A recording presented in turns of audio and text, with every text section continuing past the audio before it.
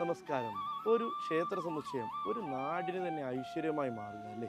എറണാകുളം ജില്ലയിൽ കൂത്താട്ടുകുളത്തുള്ള ഓണംകുന്ന് ഭഗവതി ക്ഷേത്രത്തിൻ്റെ വിശേഷങ്ങൾ.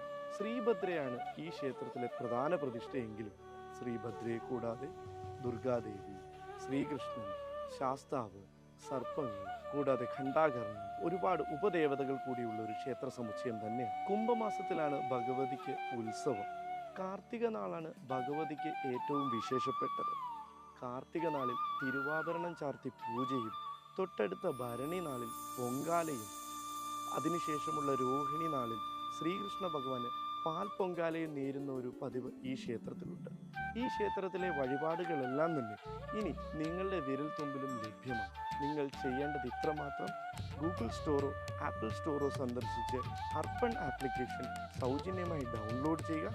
അതിനുശേഷം നിങ്ങൾക്ക് അനുയോജ്യമായി തോന്നുന്ന വഴിപാടുകൾ